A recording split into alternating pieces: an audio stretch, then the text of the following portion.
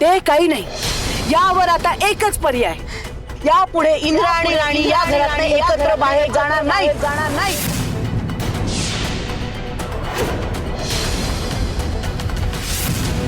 मालती तुम्ही नाही जाणार.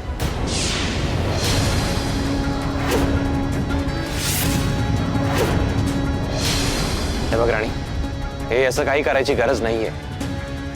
मुळात चूक तुझी नाहीच आहे. तू का स्वतःवर घेतेस सगळं? नाही सर, जर मालती मॅडमची हीच इच्छा असेल तर तेच होईल.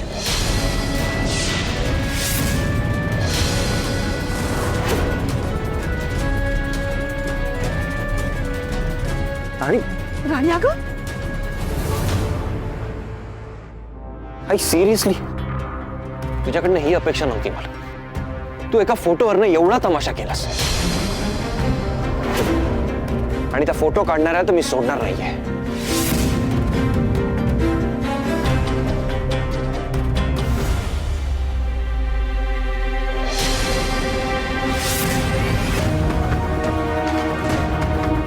इंद्रा, आता तू काही कर, पण तुम्हाला दोघांना वेगळं करायची सुरुवात तर मी केलेलीच आहे. आणि आज तर राणीने त्यात मला मदत केली. थँक्यू राणी.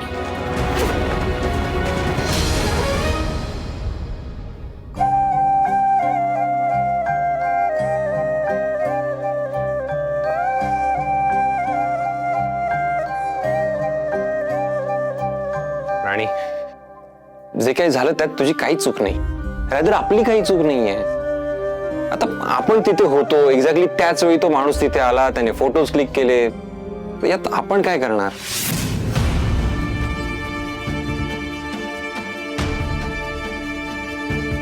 माझ्याकडे बघ, आईने उगाच गैरसमज करून घेतलाय. तू का वाईट वाटून घेतेस तिच्या बोलण्याचं? माझ्याकडे बघ ना, प्लीज रडू नकोस. राणी, तुला कसं समजवू?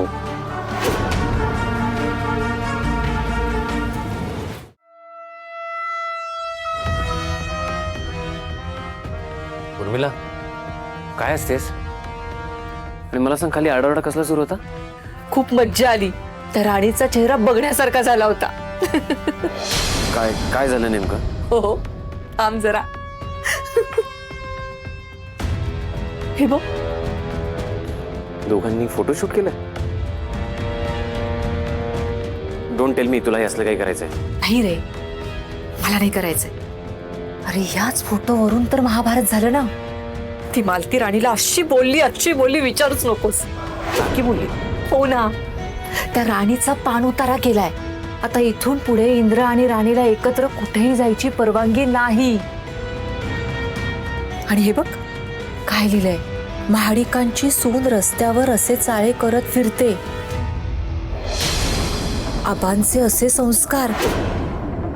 एवढा मोठा बंगला असतानाही पुरत नाही. अरे काय काय लिहिले, वाच ना. मी खाली असायला हवं होतं यार. आता त्या राणीचं काहीच चालणार नाही. हे ठीक आहे उर्मिला, पण या एवढ्याशा गोष्टींनी काही होणार नाही. होणार ना. असं कसं? म्हणजे? अरे छोट्या छोट्या गोष्टीतून तर मोठा फायदा होतो ना. हे बघून राणीला नक्कीच घराबाहेर काढतील. आणि राणी गेली की इंद्राला संपवून आपल्यासाठी सोपं होईल. कायम इंद्राची ढाल बनून समोर उभी असते आणि मग तो वाचतो. हे बघ विक्रांत, सगळ्यात आधी इंद्राला आणि राणीला वेगळं करायला हवं. हो, पण आपल्याला इंद्राचा काटा काढायचा ना. हो, ते काम अजून सोपं व्हावं यासाठी त्या दोघांना वेगळं करावं लागेल.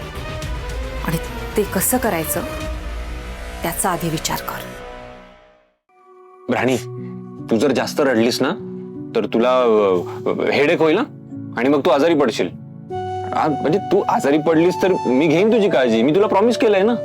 पण मी जर प्रॉमिस कम्प्लीट केलं तर तुला माझ्यासोबत आईस्क्रीम खायला यावं लागेल ना. आणि नंतर म्हणायचं नाही, एवढ्या थंडीचं कोण आईस्क्रीम खातं सर?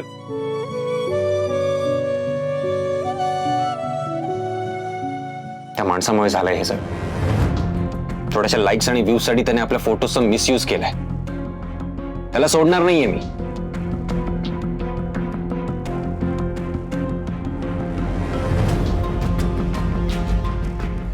हॅलो, हा इंद्रजित महाडिक बोलतोय. हा एक पेज आहे सोशल मीडियावर, मला त्याची इन्फॉर्मेशन हवी आहे विथ डिटेल्स, कॉन्टॅक्ट नंबर वगैरे सगळं. हो, थोडं अर्जंट आहे, प्लीज जरा लवकर द्या. मी पाठवतो तुम्हाला त्याचे डिटेल्स. हो, हे माझ्या ओळखीचे आहेत. ते मला त्या पेजचा जो कोणी ऍडमिन असेल किंवा जे कोणी ते पेज हँडल करत असेल ना, त्याचा कॉन्टॅक्ट नंबर काढून देते. आणि एकदा का मला त्याचा कॉन्टॅक्ट नंबर मिळाला ना, तू बघ मी काय करतो. हे बघ, नंबर मिळालाय मला. एक मिनिट.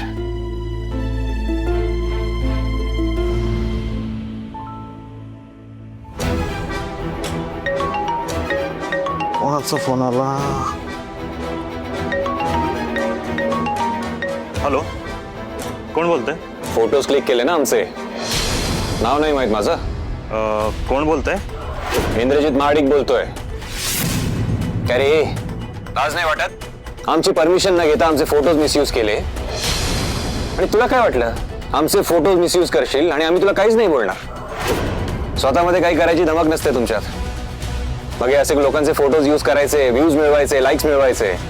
आणि बाय द वे, जिचा फोटो क्लिक केलायस ना तू, ती सुद्धा लॉयर आहे.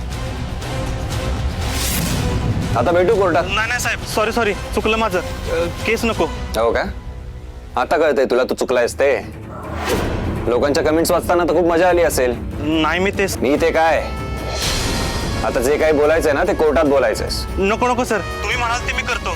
केस केले तर माझ्या करिअरची वाट लागेल. का फोटोज पोस्ट करताना आमच्याबद्दल विचार केलास? नाही सर, खरंच चुकलो मी. माफ करा साहेब. हे बघे, आत्ताच्या आत्ताच सगळे फोटो सोशल मीडियावरून डिलीट करायचे, समजलं? हो, आता लगेच काढतो सर. नुसतं हो म्हणून चालणार नाही. त्यांचे फोटो काढलेस ना तू, त्यांची माफी सुद्धा मागावी लागणार आहे तुला. अपमान केलायस तू त्यांचा.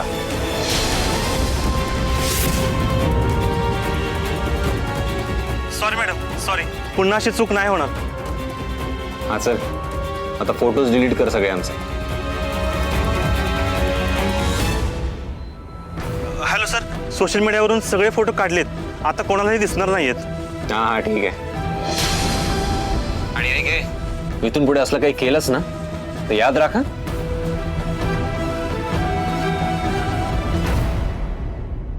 झालं समाधान. सगळे फोटोज आता डिलीट झाले, तर सगळं सॉर्ट झालंय. तू पण ना, मी सोबत असताना का घाबरतेस? काही काळजी करायची गरज नाही. उगाच त्रास करून घेतलास. आणि हो, मी आईला सांगणार आहे, तसं तिच्या कुठल्याही अटी मान्य नाही करणार आहोत आपण.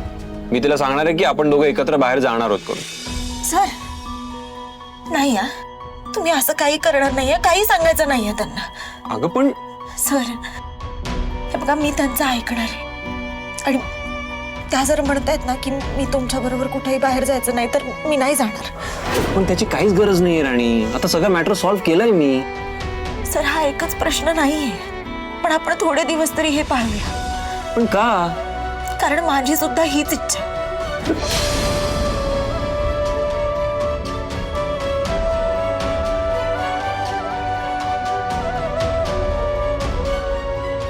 राणी, असं नको ना करूस. आत्ता कुठे मला तुझ्या सोबत राहायला आवडतंय, तुझा प्रेझेन्स आवडायला लागलाय. आणि तू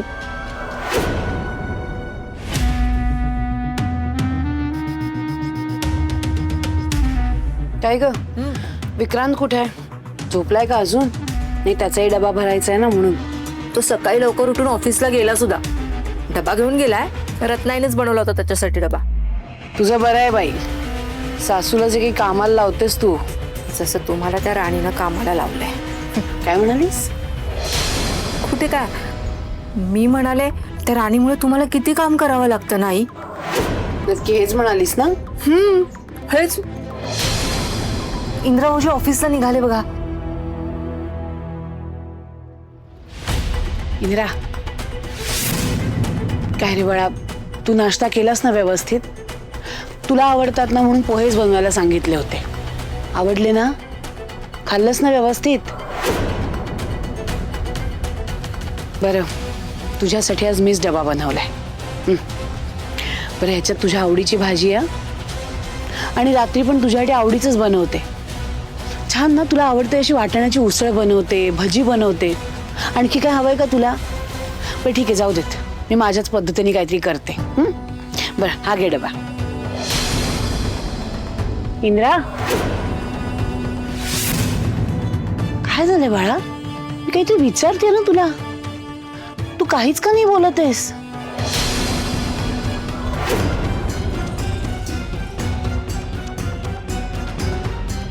इंद्रा, इंद्रा,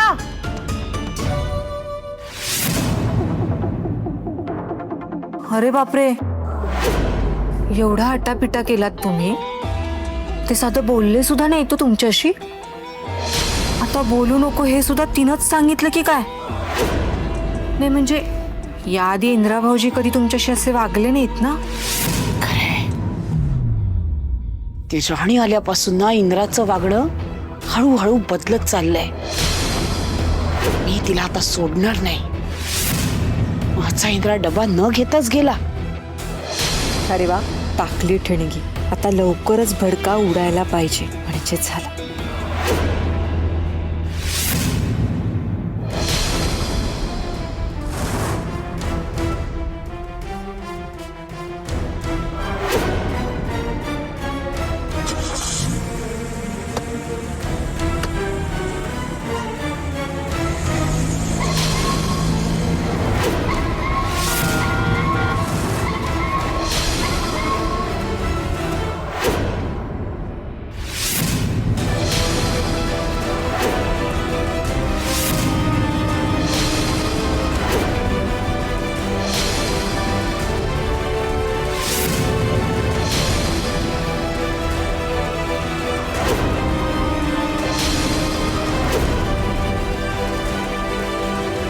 मालती,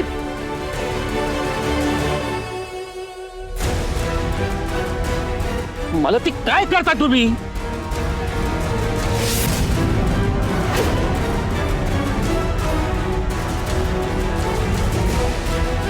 मालती, काय करताय? काय त्याची वाट अडवताय? मी फक्त वाट अडवले हो, पण या राणीने माय लेखाच्या नात्याची वाट लावायची ठरवले. त्याचं काय?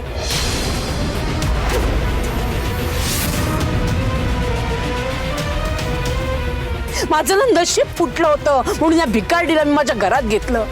अहो, आता बघा ना कशी गोचिडासारखी चिकटून बसलीये, जायलाच मागत नाहीये. फासला मालती. सारखं आपलं राणी राणी राणी. तिला वाईट बोलल्याशिवाय तुमचा एक दिवस जात नाही का हो? काय वाईट केलं सांगा ना तिने तुमचं, आपलं सांगा ना. अहो, हे सगळं तिच्यामुळेच तर घडतंय ना.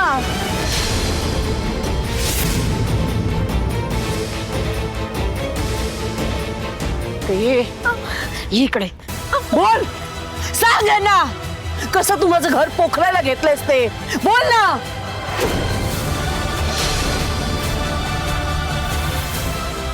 मालती, आवाज खाली.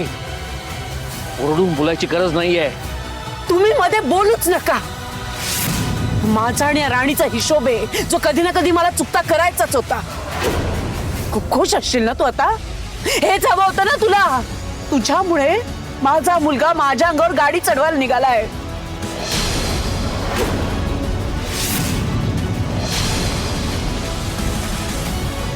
वाटेल ते बोलू नका मालती. जे आहे तेच बोलतीये. आज हिच्यामुळे माझ्या लेकानी माझ्याशी आबोला धरला. एक शब्द बोलायला तयार नाहीये तो.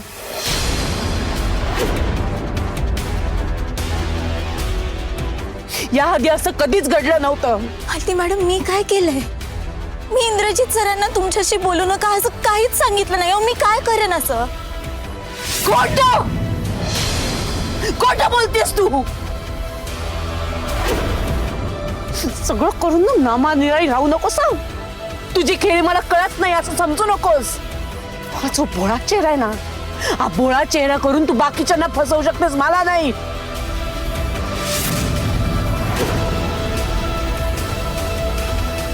किती हत्या गाठीचेस ना मला चांगलंच माहितीये.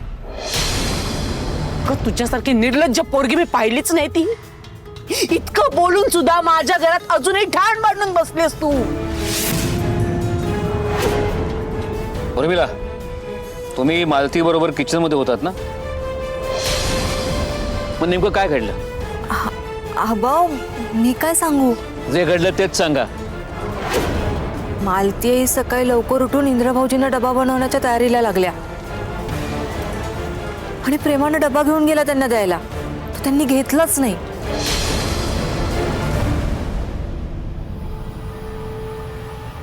मालती आईंसाठी तर मला फार वाईट वाटलं बाई.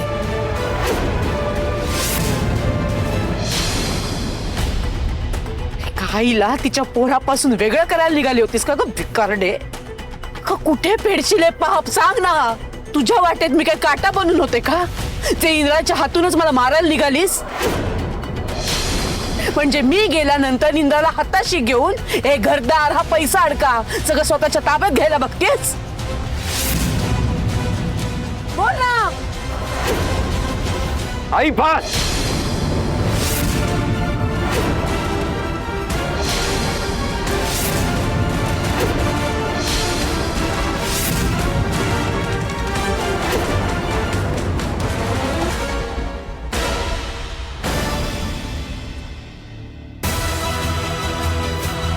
आई, खूप बोललीस तू आणि खूप ऐकून घेतलं मी तुझं.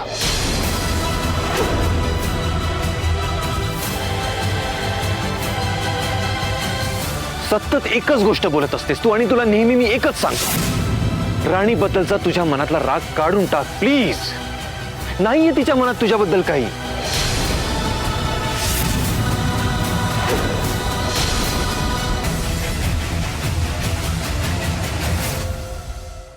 मला हे रिअलाइज होत आहे पण तुला हे कळतच नाहीये. अगं राणी चांगली मुलगी आहे, का कळत नाहीये तुला? आई, राणीकडे बघण्याचा पॉइंट ऑफ व्ह्यू चेंज कर.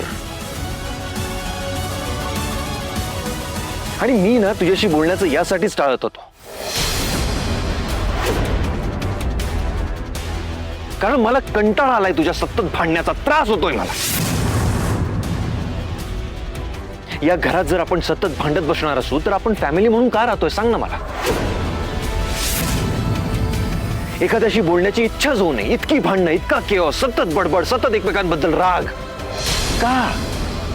कशासाठी? आणि काय बोलतेस तू? राणीने मला सांगितलं की मी तुझ्याशी बोलू नको. तुझ्याशी न बोलण्याचं डिसिजन मी माझा स्वतः घेऊ शकतो. लहान बाळ नाहीये मी सगळं राणीचं ऐकायला.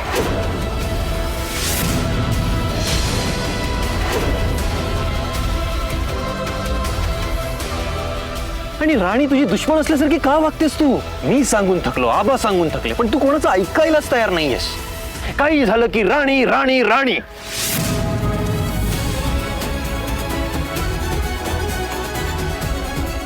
काका, त्या सिरियल मधल्या टिपिकल सासू असतात ना, त्यांच्यासारखं वागणं बंद कर आई आता.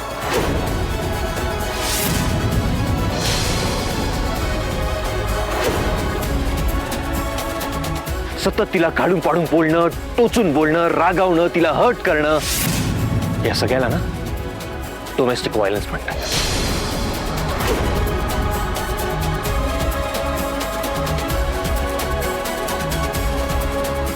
तुझ्या भाषेत म्हणायचं झालं तर छळ म्हणतात याला, छळ.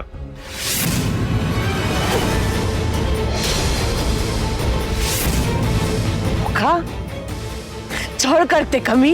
हो.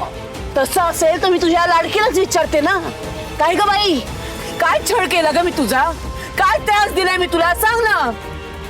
ती काय बोलणार आहे? तू जे तिच्यासोबत जे काही वागतेस ना, ते सगळ्यांना उघड्या डोळ्यांनी दिसतंय.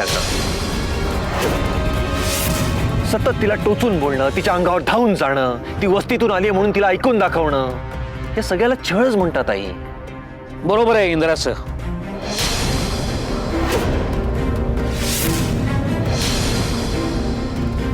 हा भाऊ, काही काय बोलताय? मालती यांनी तर माझा छळ कधीच केला नाही. उलट माझ्याशी किती प्रेमानं वागतात त्या. कसं आहे उर्मिला, तुम्ही श्रीमंत कुटुंबातून आलात, राणी गरीब घरातली आहे, आणि हाच प्रॉब्लेम आहे मालतीचा.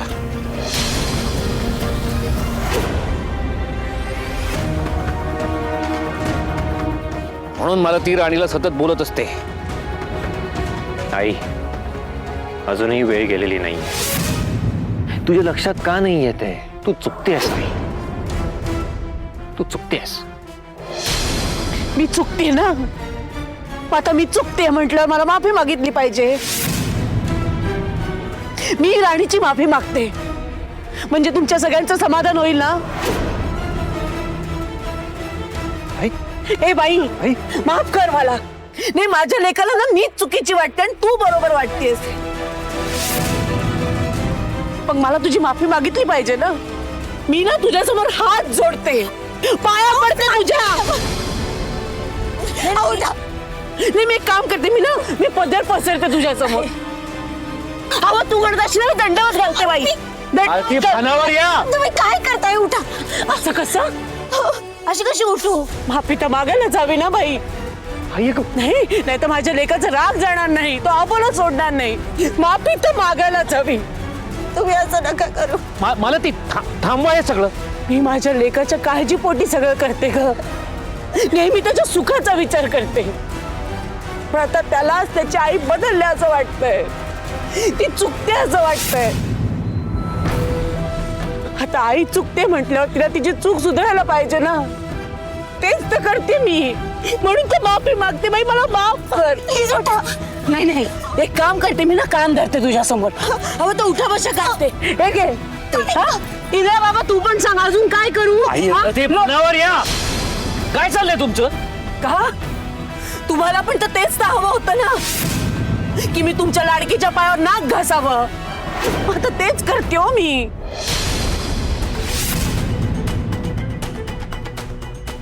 बाई, माझं चुकलं. हं?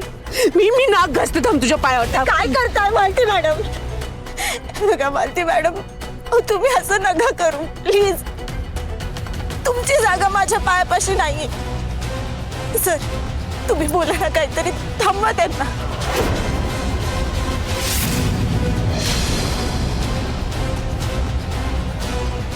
सर, तुम्ही शांत का बसलात? बोला ना काहीतरी. त्यांनी जर माझी माफी मागितली, माझे पाय धरले, तर माझ्याच नजरेतून उतरेन हो मी. अहो, एक आई तिच्या मुलासाठी काही करायला तयार असते. अहो, तुमच्या आई आहेत ना त्या.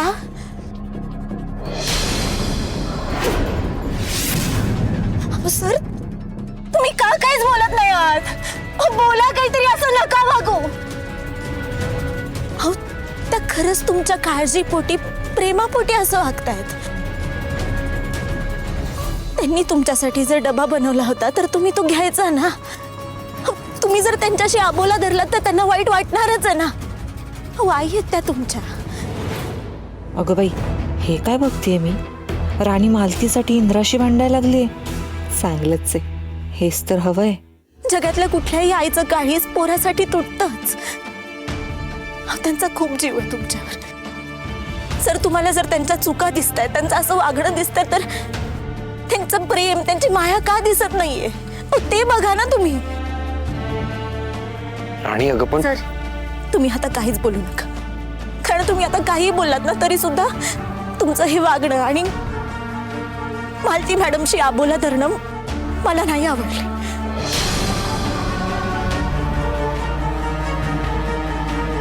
आता मी तुमच्यावर रागवलंय असं समजा. आणि जर तुम्हाला माझा राग घालवायचा असेल ना, तर तुम्ही मालती मॅडमची माफी मागा.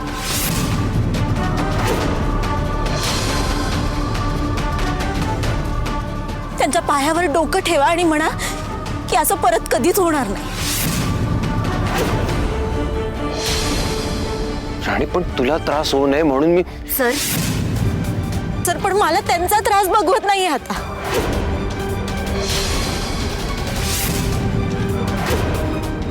तुमच्यासाठी त्या माझे पाय धरायला तयार झाल्या. त्यांच्या मनाला किती वाईट वाटलं असेल. त्यांचं काळीच पिळून निघालं असेल जेव्हा तुम्ही त्यांच्या हातून डबा घेतला नाही. सर, आता पुरे झाले वाद, पुरे झाले हे सगळं. हा मनस्ताप पुरे झाला. तुम्ही त्यांची माफी मागा. सर, मी विनंती करते तुम्हाला, तुम्ही प्लीज तुमच्या आईची माफी मागा.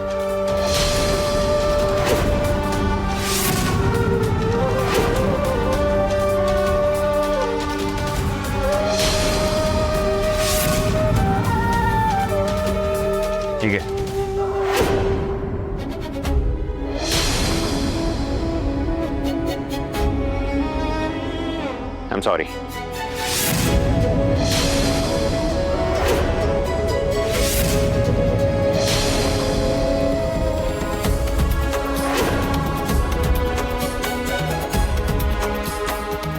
मालती मॅडम, तुम्हाला वाटतंय ना की हे सगळं माझ्यामुळे होते. यापुढं तुम्ही म्हणाल तसं वागेन मी.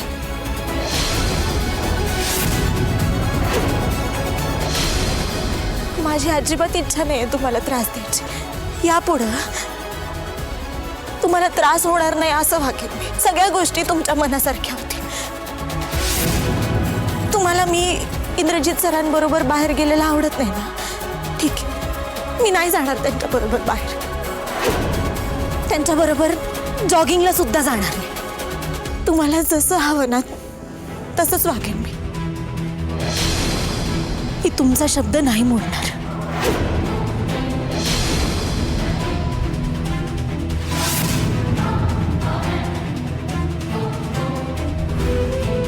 राणी, तू हे खूप चुकीचं करतेस. सर, नाही सर, आता काय चूक काय बरोबर हे ठरवायला नको.